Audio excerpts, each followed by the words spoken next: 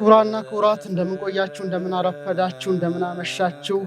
በዛሬው መርሃ ግብራችን ላይ ሶስተኛውን ሳምንት የማሕሌተ ጽጌ ትርጓሜን እነግራችኋለሁ።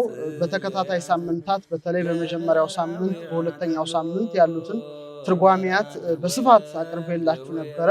በዛሬው መርሃ ግብራችን ላይ ደግሞ የሶስተኛውን ሳምንት ቆመውን የማሕሌተ ጽጌ ትርጓሜን እነግራችኋለሁ። ሶስተኛው ሰንበት ላይ የሚቀርበው በቤተ ክርስቲያን የሚቆመው ማሕሌተ ጽጌ ዘሩ ምን ይላል? በከመ ይቤ መጽሐፍ ማእከለ ፈጣሪ ወፍጡራን ለዕረፍት ዘኮንኪ ትእምርተ ኪዳን ወይም ጽላተ ኪዳን ይላል። ሰንበተ ሰንበታት ማርያም ዕለተ ብርሃን ብኪ ይወጽኡ ዘገነተ ብኪ ይትፌስሑ ዘገነተ ጽጌ ጻድቃን ወብኪ ይወጽኡ ኃጥአን እምደይን። እደግመዋለሁ። በከመ ይቤ መጽሐፍ ማእከለ ፈጣሪ ወፍጡራን ለዕረፍት ዘኮንኪ ትእምርተ ኪዳን ሰንበተ ሰንበታት ማርያም ዕለተ ብርሃን ብኪ ይትፌስሑ ዘገነተ ጽጌ ጻድቃን ወብኪ ይወጽኡ ኃጥአን እምደይን። ወደ አማርኛ ሲመለስ መጽሐፍ እንዳለ በፈጣሪና በፍጡር መካከል ለዕረፍት የኪዳን ምልክት የሆንሽ የብርሃን ዕለት የሰንበታት ሰንበት ማርያም ሆይ በአንቺ የገነት አበባ የተባሉ ጻድቃን ይደሰታሉ፣ በአንቺም ኃጥአን ከሲኦል ይወጣሉ የሚል እጅግ የሚገርም ምስጋና ታላቁ ሊቅ አባ ጽጌ ብርሃን ከአባ ገብረ ማርያም ዘደብረሃንታ ጋራ እንደ አንድ ልብ መካሪ እንደ አንድ ቃል ተናጋሪ በመሆን ልዩን ድርሰት ደርሰዋል።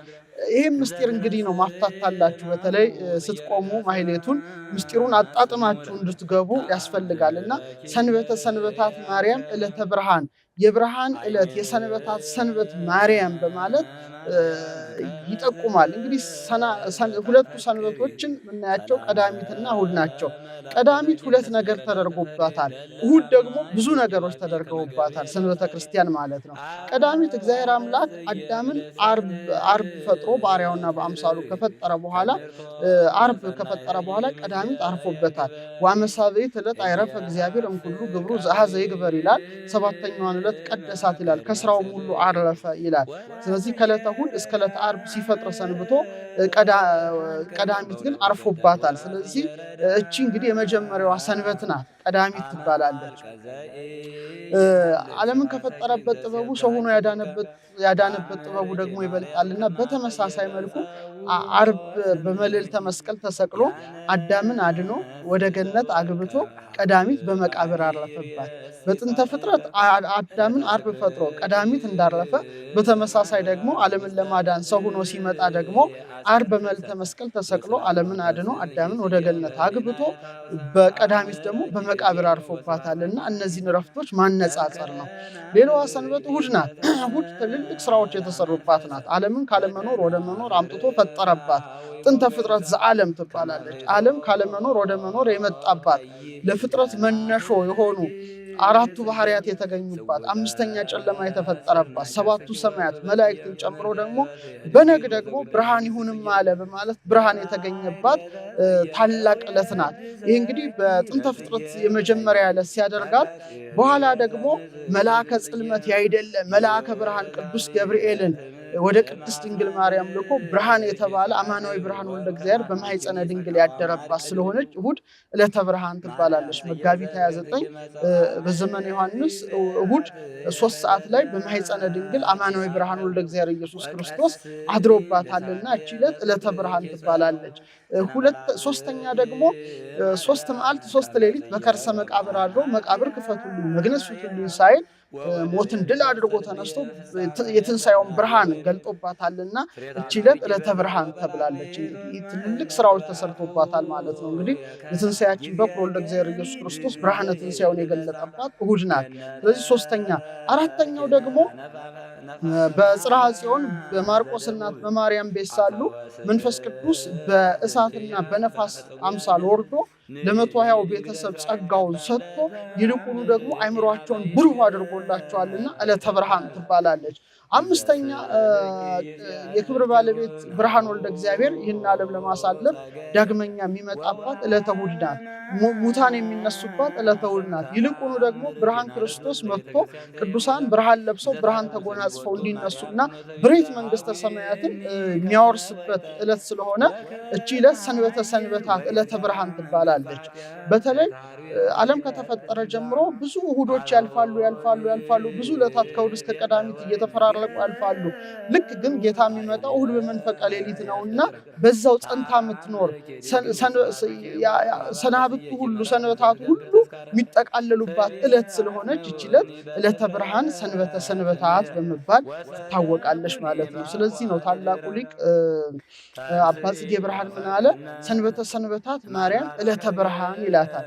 ቅድስት ድንግል ማርያም በተመሳሳይ መልኩ ብርሃን ወልደ እግዚአብሔርን በህቱም ድንግልና ጸንሳ በህቱም ድንግልና አስገኝታለችና ብርሃን በተገኘባት በዕለተ እሑድ ይመስላታል። ምክንያቱም የዓለምን ኃጢአት የዓለምን ጨለማ ያስወገደ አማናዊ ብርሃን ወልደ እግዚአብሔር ኢየሱስ ክርስቶስን 9 ወር ከ5 ቀን በማህፀኗ የተሸከመች አማናዊ ማህቶት ወልደ እግዚአብሔርን በማህፀኗ የተሸከመች አማናዊት መቅረዝ ናትና ቅድስት ድንግልን ሰንበተ ሰንበታት ማርያም ዕለተ ብርሃን በማለት ሊቁ እንግዲህ ያወድሳታል ማለት ነው።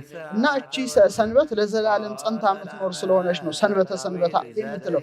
ሊቁ ያዕቆብ ዘእልበረዳይም በመዝገበ ሃይማኖቱ ላይ ይላል ወሰማያ እግዚአብሔር ዕለተ ብርሃን ይላል። እቺን ዕለተ እሑድን እግዚአብሔር ራሱ የብርሃን ዕለት ብሎ ሰየማት። ምክንያቱም ሞትን ድል አድርጎ የትንሣኤውን ብርሃን ገልጦባታልና ቀደሳ ወአክበራ ወአልዓላም ሁሉን መዋል ከዕለታት ሁሉ ለያት አከበራት ከፍ ከፍ ማደረጋት ማለት እችን ዕለት ያነሳል ማለት ነው። ስለዚህ ቅድስት ድንግል ማርያምን በተመሳሳይ መልኩ ብርሃን ወልደ እግዚአብሔር ክርስቶስን በህቱም ድንግልና ጸንሳ የወለደች በመሆኗ ሊቁ ዕለተ ብርሃን ወይም የብርሃን ዕለት በማለት እንግዲህ አምላኩን እናት ቅድስት ድንግል ማርያምን የሰንበታት ሰንበት ብሎ ያወድሳታል።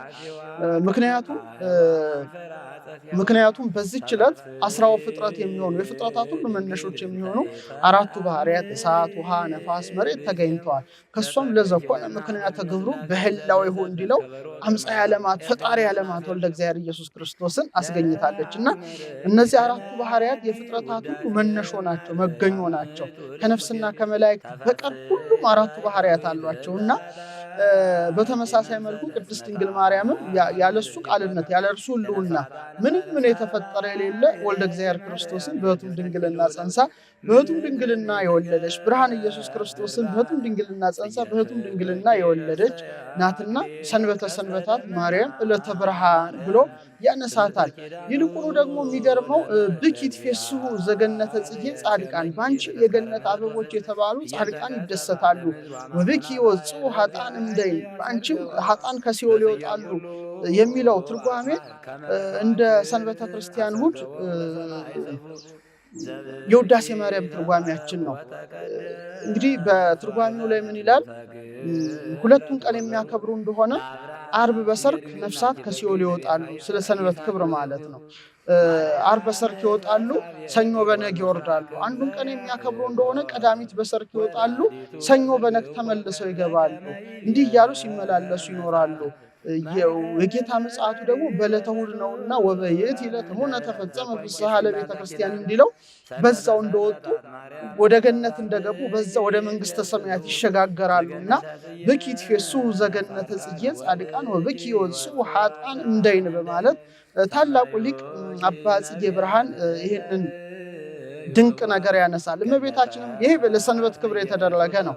እመቤታችንም በተመሳሳይ መልኩ አማልዳ ለጻድቃን እሴት ለኃጥአን ስርየት አሰጥታ ከሞተ ነፍስ ወደ ዘላለማዊ ዕረፍት ወደ ገነት እንጂ በኋላም ወደ መንግስተ ሰማያት እንዲሸጋገሩ ታደርጋለችና በከመ ይቤ መጽሐፍ ማእከለ ፈጣሪ ወፍጡራን ለዕረፍት ዘኮንኪ ትእምርተ ኪዳን ሰንበተ ሰንበታት ማርያም ዕለተ ብርሃን ብኪ ይትፌስሑ ዘገነተ ጽጌ ጻድቃን ወብኪ ይወጽኡ ኃጥአን እምደይን በማለት ሊቁ ያነሳታል። ይሄ እንግዲህ የመጀመሪያው ማሕሌተ ጽጌ ነው። ሁለተኛው ደግሞ ማሕሌተ ጽጌ ይህን ትርጓሜውን በዚህ መልኩ ካደመጥን ለተአምርኪ ማርያም ኃጥእ ውእቱ ዘአስተቶ ከመ ስብሐቲሁ ይራይ እስመ ጽጌኪ አይተቶ ለተአምርኪ ሰን ዘይነግር ረድኤቶ ወዘፈለሰ ሐዲጎ ብእሲቶ ወቦ ገዳም ዘተግህሰ መኒኖ መንግስቶ ይላል።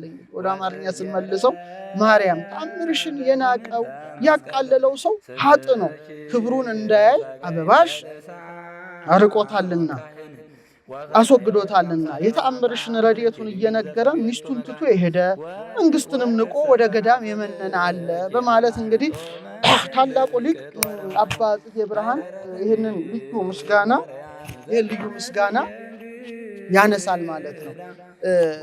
ዋናው ምስጢሩ ምንድነው? ይሄን ነገር ሊያነሳበት የቻለው ብለን ስንመረምር ለተአምርኪ ማርያም ኃጥእ ውእቱ ዘአስተቶ ይላል።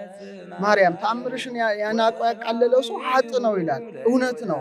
ኃጥእ ማለት ጎደሎ ማለት ነው፣ ያጣ ነው ማለት ነው። ከእግዚአብሔር መንግስት የተለየ ነው ማለት ነው። ምክንያቱም በቅድስት ድንግል ማርያም ላይ የተፈጸመው ተአምር መልዕልተ ተአምራት ከተአምራት ሁሉ ከመንክራት ሁሉ በላይ ነው።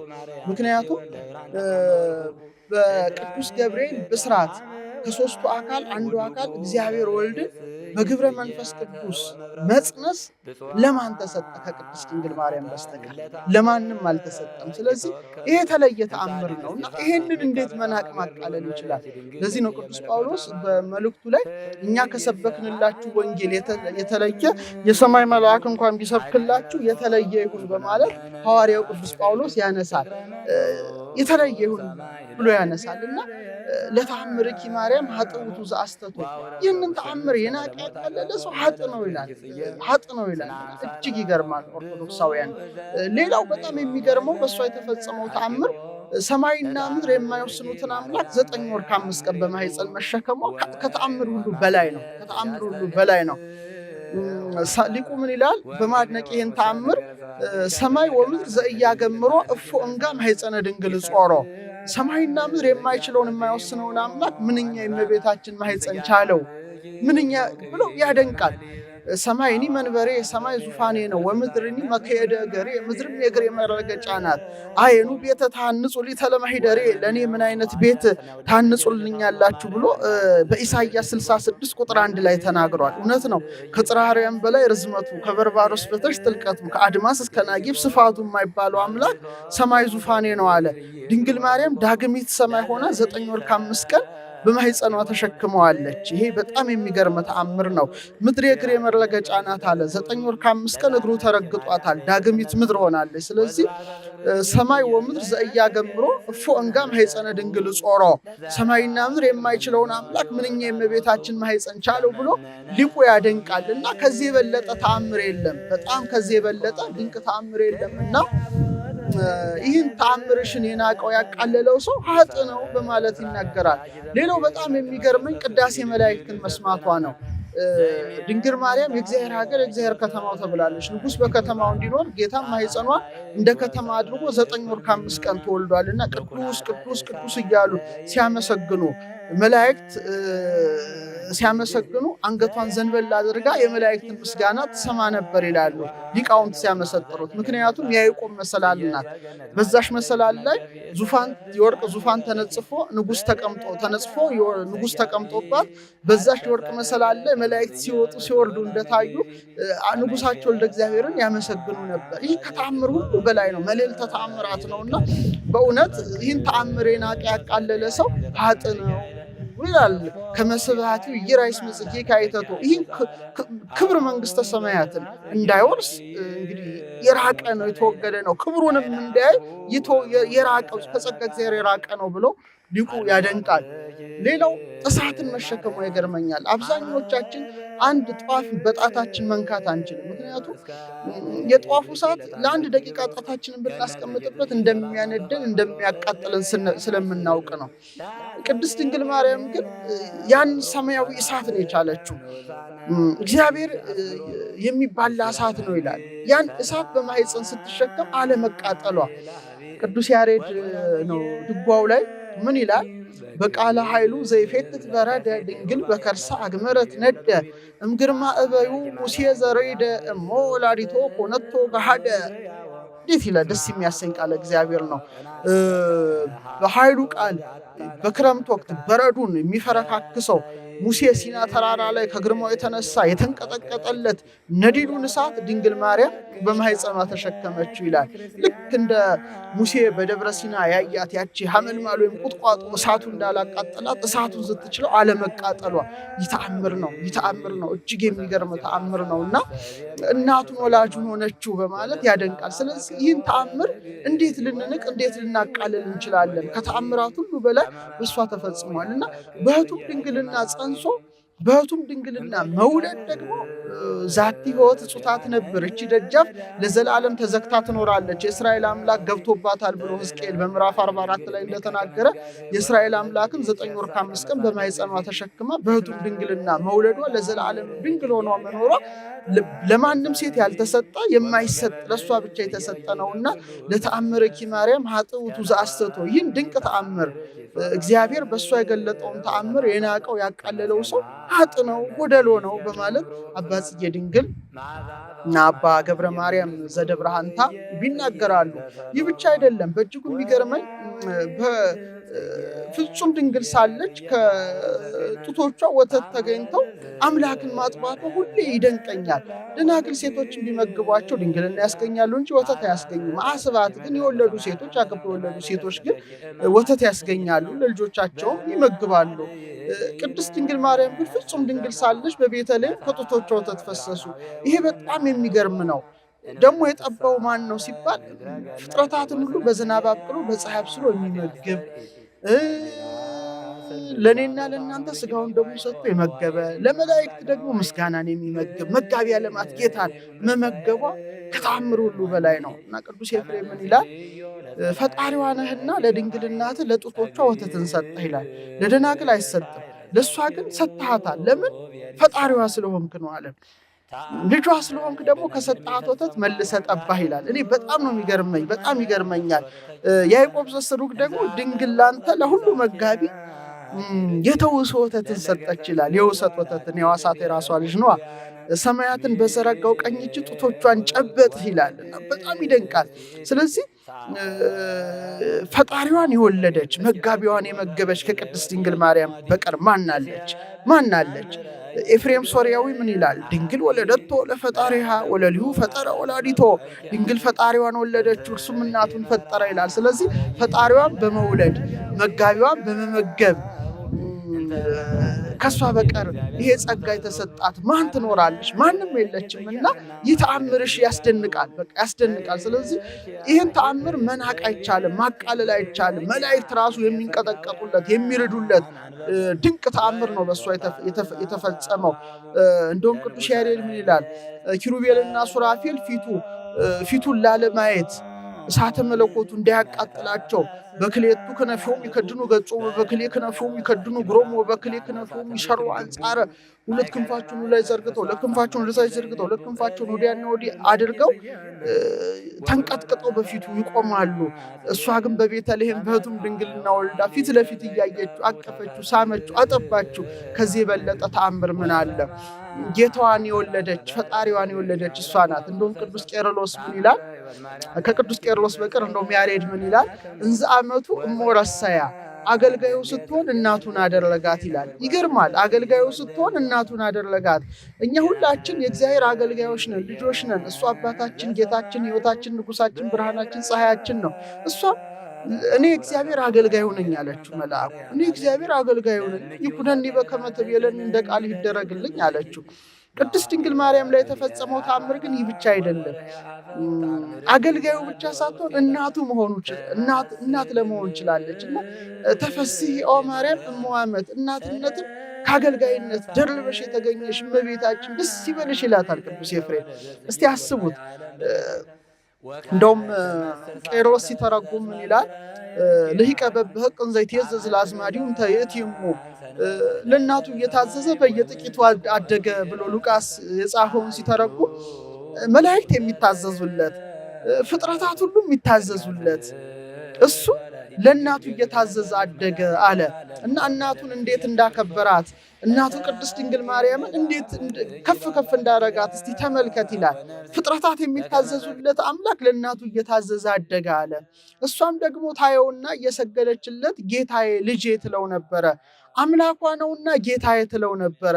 ልጇ ነውና ልጄ ትለው ነበረ። ስለዚህ በአንድ ጊዜ ጌታዬም ልጄም ብላ መጥራት የምትችል ቅድስት ድንግል ማርያም ብቻ ናት። እኛ ጌታችን፣ አባታችን፣ አምላካችን፣ ንጉሳችን፣ ፈጣሪያችን፣ ብርሃናችን፣ እረኛችን፣ ሕይወታችን፣ ፀሐያችን እንለዋለን። እሷ ግን ልጄ ማለት ትችላለች። ስለዚህ ከዚህ የበለጠ ተአምር ወደፊትም በኋላም አልተደረገም፣ ወደፊትም አይሰማም፣ ዓለም እስኪያልፍ ድረስ አይሆንምና በእውነት ለተአምርኪ ማርያም ኃጥእቱ ዘአስተቶ ይህን ተአምር የናቀ ያቃለለ ሰው በእውነት እንዴት ኃጥ ነው፣ ጎደሎ ነው።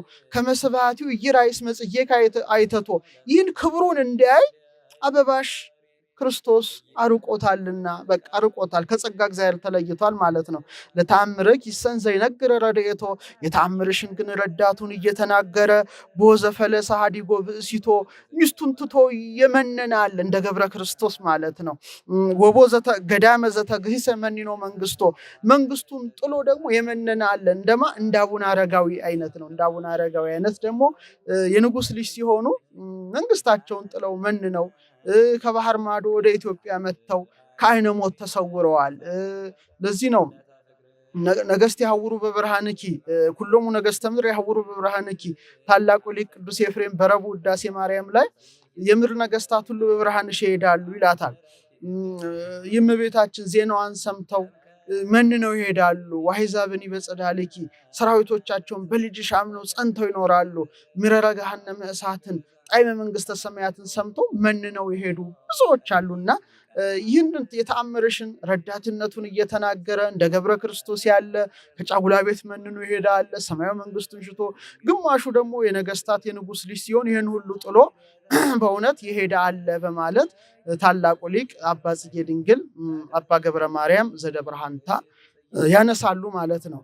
በዛሬው ዕለት ደግሞ በሶስተኛው ሰንበት በተለይ ኛው ሰንበት ላይ ይሄ ይቆማል ማለት ነው። ስለዚህ ሁለቱ አባቶቻችን ሁለቱ ቅዱሳን ሊቃውንት እንዲህ አድርገው የቅድስት ድንግል ማርያምን ክብሯን፣ ንጽህናዋን፣ ቅድስናዋን፣ ዘላለማዊ ድንግልናዋን ያነሳሉ።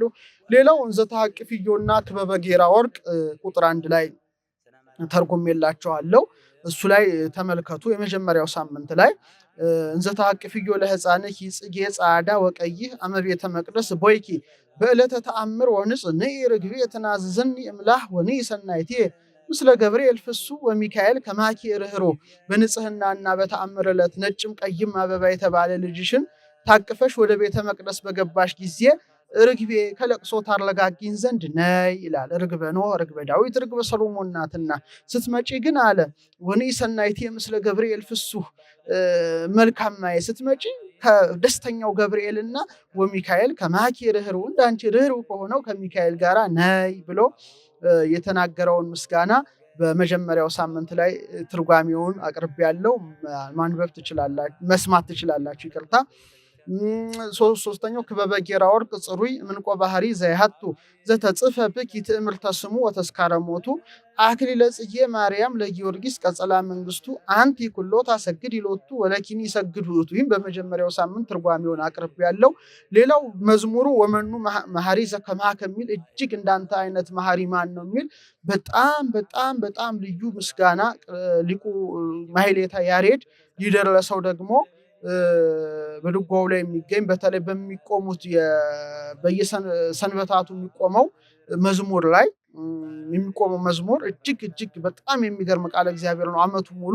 ያሁኑ ግን ወመኑ መሐሪ ዘከማከ የሚል ልዩ ምስጋና ነው። በተረፈኝ ቻናል ላይክ በማድረግ ሰብስክራይብ በማድረግ ሁሉ ጊዜ ዕውቀትን እንድትገበዩ መልእክቴ ነው። የእመቤታችን የቅድስት ድንግል ማርያም ረድኤቷ፣ በረከቷ፣ ንጽህናዋ፣ ቅድስናዋ፣ የማይጠገብ ፍቅሯ ከሁላችን ጋር አድሮ ይኑር። መልካም የማሕሌት ቁመት እመኝላችኋለሁ። ቤታችሁ አትደሩ። ማሕሌት ከሊቃውንቱ ጋር በመቆም በረከት እንድታገኙ አደራ በማለት የዛሬውን መርሃ ግብር በዚህ ላይ እናጠናቀቃለን። ከልቤ እወዳቸዋለሁ፣ አከብራቸዋለሁ። ሁልጊዜ ቅዱሳት መጻሕፍትን በማንበብ እንድትቆዩ መልእክቴ ነው። በሰላም ሁኑ፣ ሰላም ዋሉ፣ ሰላም አምሹ፣ ሰላም እደሩ በያላችሁበት ሀገር።